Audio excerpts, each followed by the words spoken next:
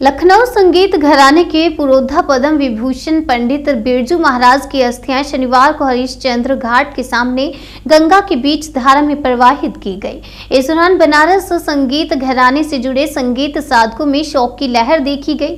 वाराणसी पहुंचने के बाद अस्थि कलश सिंगरा के कस्तूरबा नगर कॉलोनी स्थित नटराज संगीत अकादमी परिसर में रखा गया, जहां संगीत प्रेमियों और साधकों ने अंतिम पुष्पांजलि अर्पित की और कथक के माध्यम से श्रद्धांजलि दी।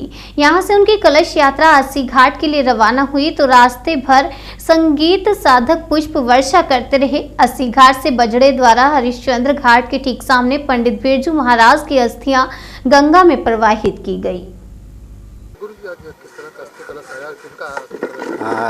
ये कथक के पर्याय हम कहें तो कथक इनसे नहीं था है, और ये नहीं है तो कथक में का बहुत बड़ा नुकसान हो गया है।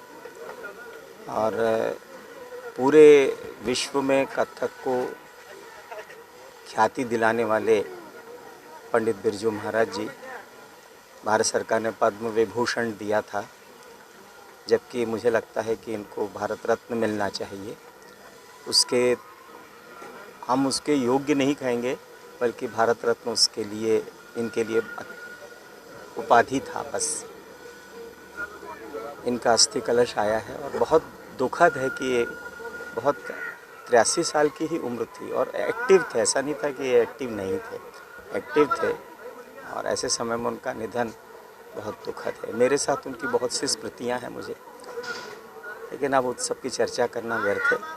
लेकिन हमारे फैकल्टी में आए थे 2011 में और डांस डिपार्टमेंट को उन्होंने देखा था, तो वो बहुत ही सुखद स्मृतियाँ उनके साथ रही हैं।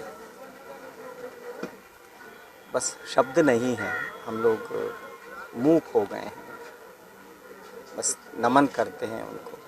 ऐसे वे रहेंगे हम लोगों के साथ सदैव। जिस तरह का काम किया है वो उनके ना रहने का सवाल ही नहीं है। रहेंगे वो, हम लोग साथ सदैव रहेंगे। सत नमन है। हम लोग के बनारस में काशी में वो आए, उनकी कलश आई है।